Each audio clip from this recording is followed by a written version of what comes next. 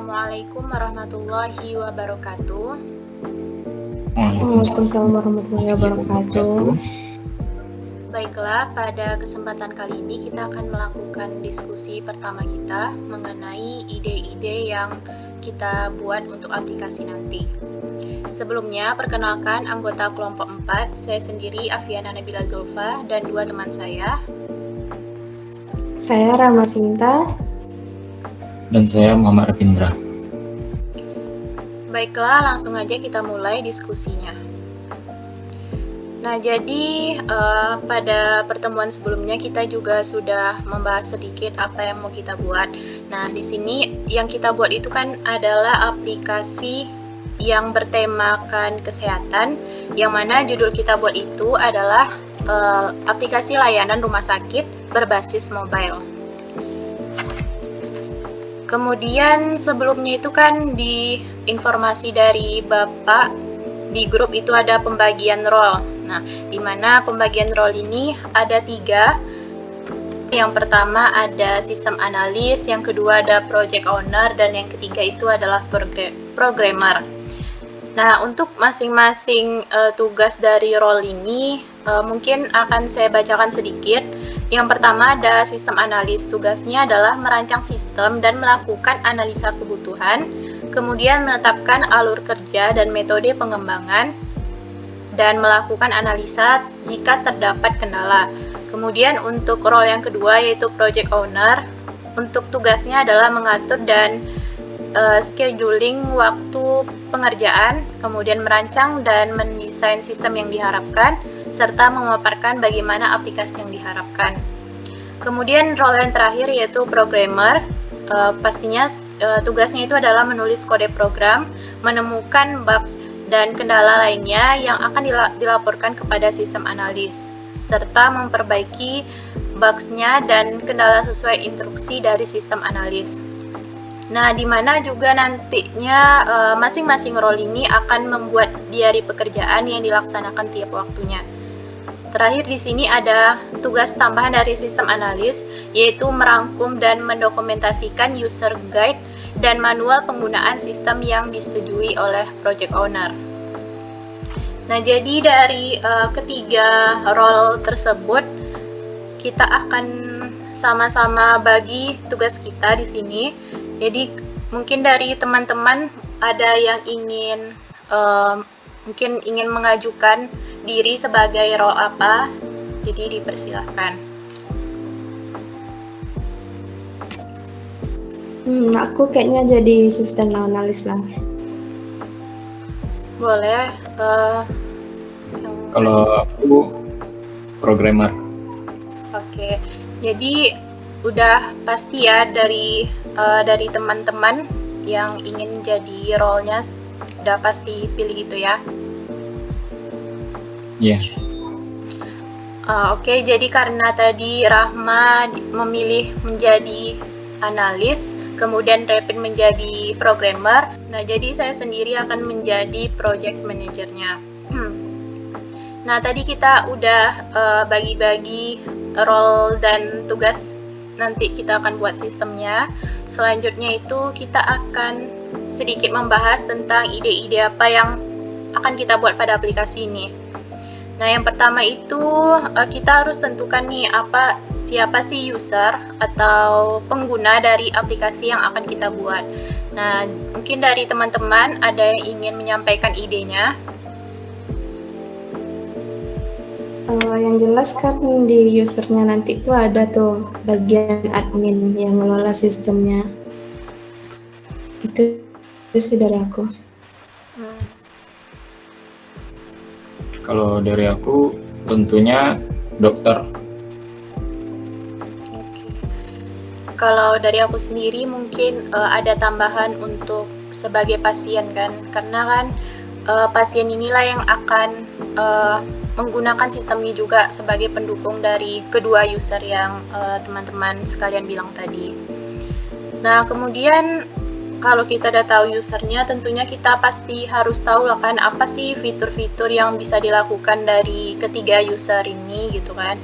Nah, mungkin apa saja mungkin fitur-fitur ide-ide dari teman-teman sekalian untuk masing-masing dari user tersebut.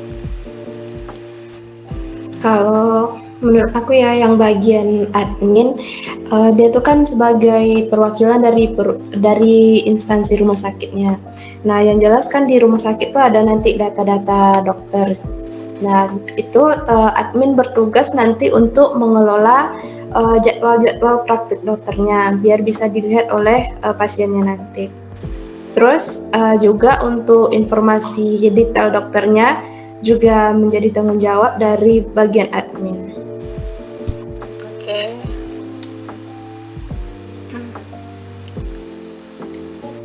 Baik, kalau dari aku sendiri, untuk user dokternya, tugasnya nanti, si dokter ini dia bisa melihat informasi umum yang ada di rumah sakit.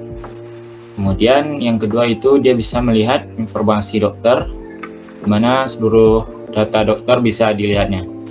Dan tambahan untuk yang terakhir yaitu dia bisa melihat jadwal praktek, kapan dia praktek pada hari itu.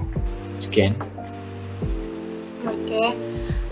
Kalau dari aku sendiri untuk user pasiennya itu mungkin dari pasien pasti butuh jadwal dokter karena kan dia akan mendaftar konsultasi untuk jadwal dia, jadi harus tahu dokter mana nih yang sedang praktek, jadi dia bisa sesuaikan dengan kebutuhannya itu.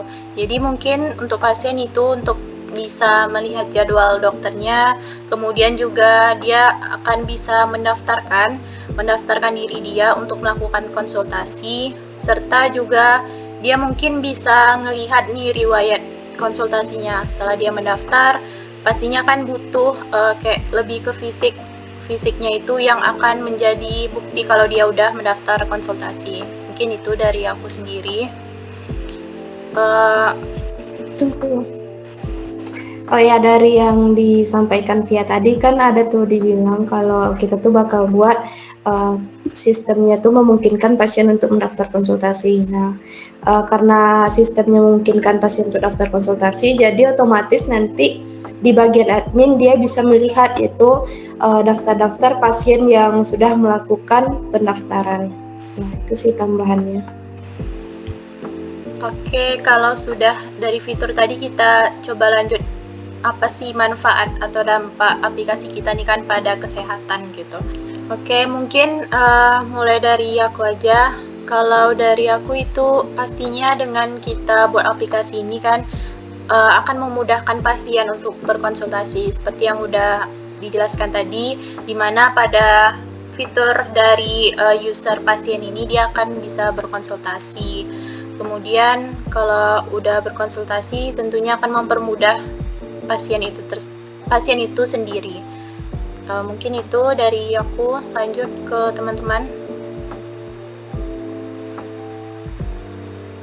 Kalau dari aku ya dampaknya tuh kan di sistemnya kita buat tuh kalau dia tuh bisa melihat informasi tentang rumah sakit ataupun menampilkan jadwal praktik dokter yang sudah dibuat oleh pihak admin.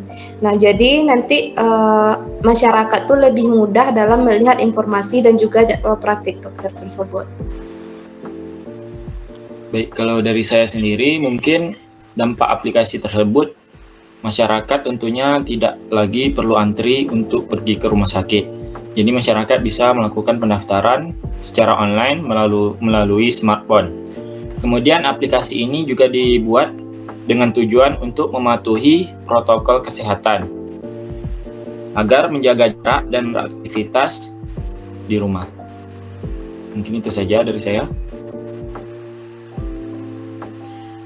Oke, terima kasih teman-teman yang udah nyampaikan idenya. Sekarang mungkin kita bakal bahas waktu yang diperlukan lah untuk membuat aplikasi ini gitu. Kira-kira berapa lama untuk menyelesaikan aplikasi ini kan? Aku rasa sih waktu yang dibutuhkannya sekitar 2 bulan lah ya, selama bulan November dan juga bulan Desember. Gimana dari teman-teman? Ya kurang lebih begitu, ya sekitar 2 bulanan lah kan. Bahkan mungkin nggak sampai gitu kalau terhitung dari mulai hari ini gitu. Cuman kalau dari awal kita rencana proyeknya itu ya sekitar 2 bulanan lah. Ya mungkin ini satu lagi untuk updatean dari aplikasi kita, nanti kita lakukan berapa kali setahun atau berapa kali per bulannya gitu. Mungkin ada ide dari teman-teman. Baik, kalau dari saya bagaimana untuk update-nya itu kita lakukan 1 tahun sekali pada aplikasi tersebut.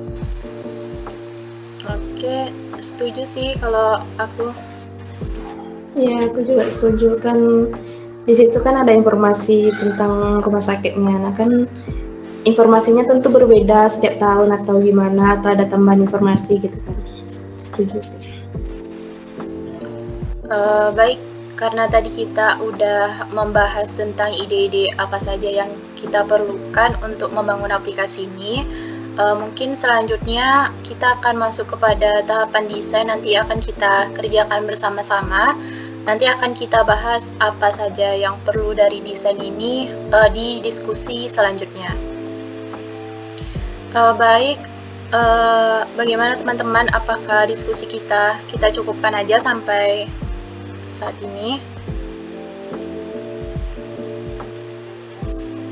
Aku rasa sih udah cukup ya. Cukup. Oke, mungkin kita rangkum aja lah ya sekarang diskusi pertama kita ini, yang mana yang pertama tadi kita udah menentukan pembagian role serta tugas-tugasnya, kemudian kita udah menyampaikan ide untuk aplikasi yang kita buat, mulai dari siapa sih usernya, apa aja fiturnya, kemudian dampak aplikasi ini seperti apa, pengerjaannya berapa lama, serta updatean aplikasi yang kita perlukan nantinya. Oke, mungkin hanya sekian diskusi pertama kita pada hari ini. Terima kasih kepada teman-teman yang udah bergabung pada diskusi ini. Selanjutnya nanti kita akan bahas pada diskusi yang kedua. Sekian, terima kasih. Wassalamualaikum warahmatullahi wabarakatuh. Waalaikumsalam warahmatullahi wabarakatuh.